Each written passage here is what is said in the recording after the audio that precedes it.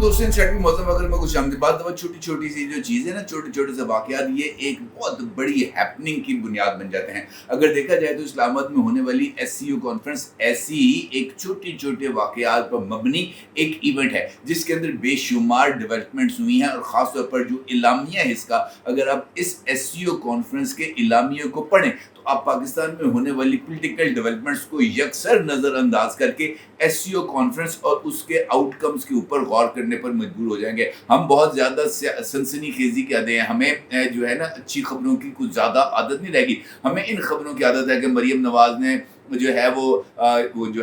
क्या नाम है उसका, ज़रताज गुल की बहन को साथ बिठाकर प्रेस कॉन्फ्रेंस कर ली। मरीम नवाज़ ने मुतासरा लड़की को साथ बिठाकर प्रेस कॉन्फ्रेंस कर ली।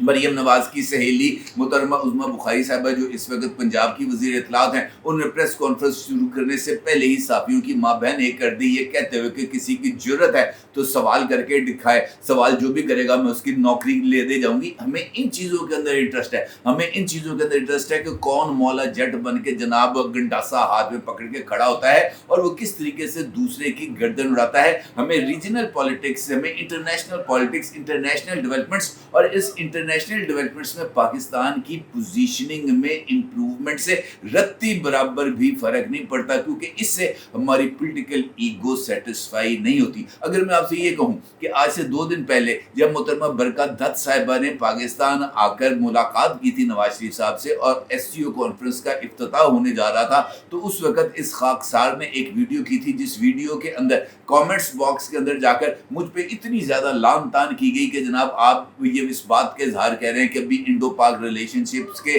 बहाल होने का वक्त नहीं आया, अभी इंडिया के साथ ट्रेड करने का वक्त नहीं आया, अभी जनाब हम इंडिया के साथ ट्रेड क्यों करें, इंडिया हमारा असली दुश्मन वगैरह वगैरह। लेकिन आप इस बात से अंदाज़ा कर लें कि एक मैच्योर और सीजन्ड पॉलिटिकल लीडर, एक हकीकी स्टेट्समैन की तरफ से दिए जाने वाला एक इंटरव्यू, और वो इंटरव्यू जो कि सिर्फ 3 जुमलों पर मुश्तमिल था, वो किस तरीके से सिचुएशन को तब्दील कर सकता है, किस तरीके से जयशंकर जैसे लीडर जो इंडिया में बैठकर पाकिस्तान को किसी भी तरीके से तौहीन अमेज लहजे में से मुखातब करने और पाकिस्तान को डिग्रेड करने से चूकते नहीं थे, वो पाकिस्तान आने के बाद अपनी पहली वाली तकरीर को बदलने पर मजबूर हो जाते हैं। और जो वो तकरीर इस समिट के अंदर करते हैं वो एक मुतवाज़न तकरीर होती है और वो इसका एक अप्लाइड इसका जो रिजल्ट्स है वो ये कहते हुए करते हैं कि दहशतगर्दी पूरी दुनिया को दरपेश एक चैलेंज है। और अगर हम इस खित्ते को जहाँ पर हम यहाँ पर बैठे हैं, जो इस पूरे का पूरा रीजन जो एशिया रीजन है, अगर हम इसको अपलिफ्ट करना चाहते हैं तो हमें टेररिज्म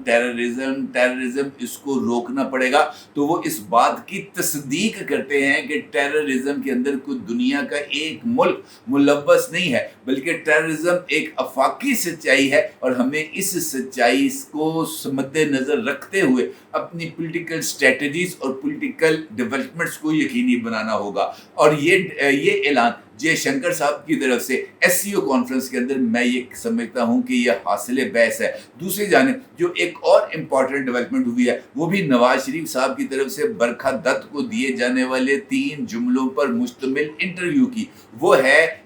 ये जो इख्तितामी इजलास था और इख्तितामी इजलास के बाद जो लंच था उस मौके के ऊपर बतौर ख़ास इंडियन फॉरेन मिनिस्टर की पाकिस्तानी फॉरेन मिनिस्टर के साथ आके बैठना और इसके लिए खुसूसी तौर पर इस बात की ख्वाहिश का इजहार करना इंडियन हाई कमीशन की तरफ से कि जनाब जयशंकर साहब खाने के टाइम पर इसहाक डार साहब को कंपनी देना चाहते हैं। मैं ये ख्याल है कि that is the moral of the story, क्योंकि वो नशिस्तें जो एक दूसरे से काफ़ी फासले पर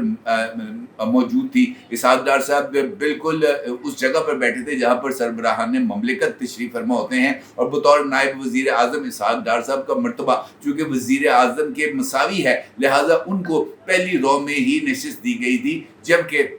जनाब जयशंकर साहब बतौर वज़ीर ख़ारजा तीसरी रो में मौजूद थे और वो इसहाक डार साहब से ज़रा दूर बैठे हुए थे। और खुसूसी जब इस बात की ख्वाहिश का इज़हार किया गया तो इसहाक डार साहब के साथ उनकी खुसूसी तौर पर कुर्सी रखी गई और वहाँ पर बैठकर दोनों की जो वीडियो लीक हुई है उसके अंदर दोनों ना सिर्फ एक कंफर्टेबल माहौल के अंदर हमें बैठे हुए नजर आ रहे थे, बल्कि वो एक दूसरे के साथ गपशप करते हुए और मुस्कुराहटों का तबादला करते हुए नजर आ रहे थे। इसका मतलब ये नहीं है कि जो आइस थी वो फौरी तौर पर मेल्ट हो गई है। इसका मतलब ये नहीं है कि कल से ही इंडिया पाकिस्तान भाई भाई के नारे लगने शुरू हो जाएंगे। इसका ये मतलब नहीं है कि कल से ही इंडो पाक ट्रेड का आगाज हो जाएगा। इसका मतलब ये नहीं है कि इंडिया फौरी तौर पर आर्टिकल 370 जिसको उसने हटाया था वो दोबारा उसको नाफज कर देगा। और इसका ये भी मतलब नहीं है कि कश्मीरियों को उनके हकूक फौरी तौर पर मिल जाएंगे, लेकिन इस मुलाकात और इस मुस्कुराहटों के तबादले से इस बात की इम्कान रखा जा सकता है, इस बात की उम्मीद रखी जा सकती है कि आने वाला कल जो शायद हम न देख सकें, हमारी आने वाली नस्लें देख सकें, वो रोशन होगा, वो पायदार होगा, वो पुरअमन होगा और वहां पर हम एक अच्छे पड़ोसियों की तरह रह पाएंगे। अब अगर आप एससीओ कॉन्फ्रेंस का इलामिया और उस इलामिये का अहम नुक्ता देखें तो इसका भी इसी बात की तरफ इशारा कर रहा है कि ये रीजन अब एक नए इकोनॉमिक ब्लॉक के अंदर कन्वर्ट होने जा रहा है। जिस तरह ये जो है हमारा यूरोपीय यूनियन बन चुकी है एक ब्लॉक, और यूरोपीय यूनियन ने ब्लॉक बनने के बाद डॉलर को अच्छा खासा चैलेंज दिया और इस वक्त यूरो की वैल्यू मार्केट के अंदर डॉलर की वैल्यू से ज्यादा है। और यूरोपीय यूनियन अपनी मुश्तरका पॉलिसीज के जरिए अमेरिका या अक़वाम मुत्तहिदा इन सब के ऊपर अपने आप के जो वैल्यू है उसको इस्टेब्लिश करता है। और अगर एशिया के अंदर भी ऐसा ही एक ब्लॉक बन जाए, ऐसा ही एक इक्तिसादी एक डेवलपमेंट्स की बुनियाद रखी जा सके और इसके लिए एक इकोनॉमिक डायलॉग की बुनियाद रखी जा सके जो आगे बढ़कर यूरोपीय यूनियन की तर्ज पर एशियन यूनियन की बुनियाद रख सके और यूरो की तरह यहाँ पर एशियन करेंसी एक मुश्तरका करेंसी की बुनियाद रखी जा सके। अगर से इस वक्त ये एक दीवाने का ख्वाब है, लेकिन ये मुस्तकबिल के लिए एक बहुत ही इम्पॉर्टेंट डेवलपमेंट हो सकती है। और इसके लिए मैं आपसे फिर कहूँगा कि लाहौर में बैठे हुए उस शख्स का वो विजन जो कल भी बहुत ज़्यादा पायदार था वो आज भी उतना ही ज़्यादा इफ़ेक्टिव है कि हमें ट्रेड की तरफ, हमें इकोनॉमिक टाइज की तरफ, हमें बायलैटरल रिलेशनिंग के ज़रिए ही हम तनाज़ात का हल कर सकते हैं। हम बंदूक के ज़रिए, हम गोली के ज़रिए, हम एक दूसरे की गर्दन काट कर किसी भी तरीके से अमन की बुनियाद नहीं रख सकते और अमन से ही तनाज़ात का हल किया जा सकता है। यही सबसे ज़्यादा इम्पॉर्टेंट है। मुश्तरका इलामिये में ये बात बड़े वजाहत के साथ बताई गई है कि शंघाई ताउन तंजीम के 23वें सरबराह इजलास के मुश्तरका इलामिया में कहा गया है कि शंघाई ताउन तंजीम का 23वां सरबराही इजलास इस्लामाबाद में मुनक्कद हुआ। इजलास में फला मुल्क के वज़ीर आज़म और वज़राए ख़ारजा और सदूर ने शिरकत की। इलामिया के मुताबिक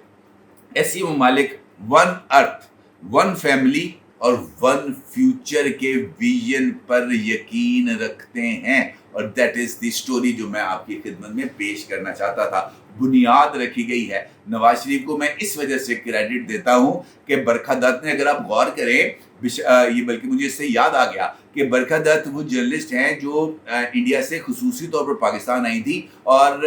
उन्होंने आकर ये जो समिट है इसकी कवरेज करनी थी, लेकिन वो लाहौर आई और लाहौर में नवाज शरीफ का इंटरव्यू करके वो इस्लामाबाद में उस मीडिया सेंटर में नहीं गई जो ख़ास तौर पर इस कॉन्फ्रेंस की कवरेज के लिए किया गया था। बहुत सारे दोस्तों का कहना है कि इस मीडिया सेंटर में वर्किंग के हवाले से जनाब अता तारड़ साहब जो कि वफाकी वज़ीर इत्तलात व नशरियात हैं, उन्होंने बेबहा अच्छा काम किया है, इतना अच्छा काम किया है, इस तरीके से जर्नलिस्टों को फैसिलिटेट किया है जिसकी मिसाल नहीं मिलती। और एक इंटरनेशनल लेवल के ऊपर होने वाले समिट का जो इंतज़ाम है उसको इतना ही आला होना चाहिए था जैसे अता तारड़ साहब ने किया। इसके ऊपर बिलाशुबा वो तारीफ और तौसीक के मुस्तहिक हैं। अलबत्ता बरखा दत्त साहिबा जो कि पाकिस्तान आई थी इस कॉन्फ्रेंस के लिए, लेकिन उन्होंने वाघा बॉर्डर के ज़रिए पाकिस्तान एंट्री को फौकियत दी। यहाँ पर आकर 8 क्लब रोड पे मुहतरमा मरियम नवाज साहिबा और नवाज शरीफ साहब से मुलाकात की और इसके बाद इस्लामाबाद जाने की बजाय वहीं से 8 क्लब से ही अपनी एक शॉर्ट वीडियो को रिकॉर्ड किया, जिसके अंदर उन्होंने नवाज शरीफ साहब के साथ होने वाली गुफ्तगू को बयान किया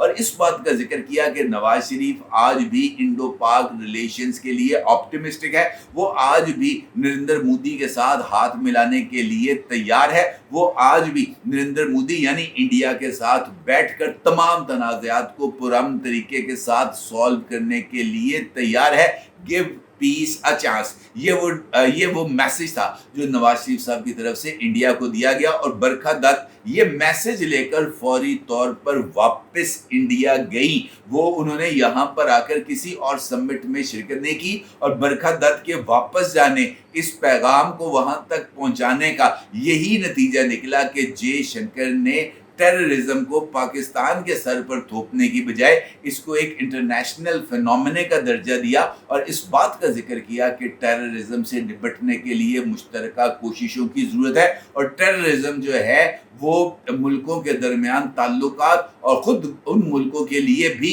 ज़हर क़ातिल है जहाँ पर इसकी नर्सरीज़ मौजूद हैं और इसके अंदर भी कोई दो राय नहीं, पाकिस्तान हो या अफ़गानिस्तान हो, ये दो ममालिक ही जो है वो टेररिज्म से इस वक्त दुनिया में सबसे ज़्यादा मुतासर होने वाले ममालिक में से एक है। अलबत्ता ये बात ज़रूर है कि बरखा दत्त ने इस मरतबा इस आइस मेल्टिंग के अमल का आगाज़ करने में बड़ा ही इम्पॉर्टेंट रोल प्ले किया है। अब अगर हम एक जानिब इस बात की तारीफ कर रहे हैं कि जनाब ये इंतजामात बहुत अच्छे हुए हैं, तो दूसरी जानिब जिस तरीके से मैंने आपसे गुफ्तगू के आगाज़ में कहा कि लोगों को इस बात की फिक्र होती है कि जनाब ये जो हमारे लोकल लेवल पर पॉलिटिक्स है इसकी क्या हो रही है, इंटरनेशनल लेवल से हमें कोई लेना देना नहीं, लेकिन इंटरनेशनल लेवल की भी एक आला तरीन नाअहली आपकी खिदमत में पेश करना बहुत ही ज़्यादा ज़रूरी समझता हूँ। एक तो हमारा लोकल नाअहल है ना जो इस वक्त अडयाला जेल में मौजूद है और अल्लाह ताला की कुदरत देखें, ये इमरान खान साहब का ही तुर्रा इम्तियाज़ है कि उनको पाकिस्तान में रहते हुए इंटरनेशनल नाअहल का जो है वो दर्जा मिल गया,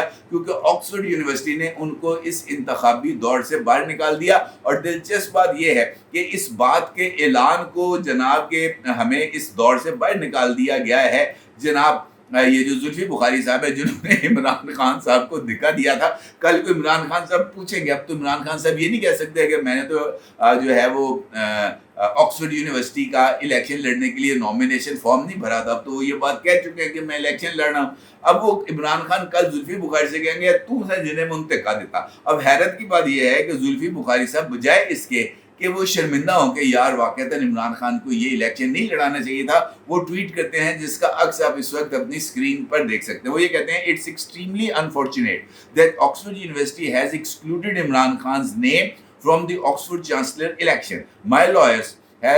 have written to the university asking for their reason। उन्होंने कहा जनाब मेरे लिए ये एक बड़ा ही अफसोसनाक है कि ऑक्सफोर्ड यूनिवर्सिटी ने इमरान खान का नाम उन उम्मीदवारों की फहरिस्त से निकाल दिया है जिन्होंने इलेक्शन लड़ना था, और मेरे वकला ने ऑक्सफोर्ड यूनिवर्सिटी से रब्ता किया है, उनसे पूछा है कि जब दसो तन की मसला सी कि आपने इमरान खान का नाम निकाल दिया है लिस्ट से। उनका ये कहना था we had taken several lawyers and barristers opinion prior to this application. उन्होंने कहा कि हमने ये इसके हवाले से पहले कई वकला से आप जो है वो मुशावरत की है। अलबत्ता उनका ये कहना था कि मेरे पास अभी इसके अलावा और भी बहुत सारे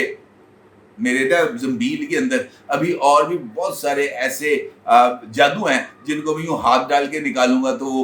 निकल आएगा, कबूतर निकल आएगा, यूँ हाथ डालूंगा तो जनाब किताब निकल आएगी, हाथ डालूंगा तो जनाब चिमटा निकल आएगा। उनका ये कहना है कि अभी भी मेरी ज़मील के अंदर कुछ ऐसी चीज़ें मौजूद हैं जिनके ज़रिए मैं इमरान खान को इंग्लैंड बैठे हुए ही जेल से बाहर निकाल सकता हूँ। अब देखना ये है कि जनाब जुल्फी बुखारी साहब ये वाला जो जादू है कि वो बरतानिया में बैठकर इमरान खान को अडयाला जेल से कैसे निकालते हैं, इस जादू का हमें इंतज़ार है और मुमकिन तौर पर जुल्फी बुखारी साहब इस मरतबा ये जादू करके ही दिखाएंगे। अपने ज़रूर ज़रा कीजिएगा। आपका बहुत शुक्रिया।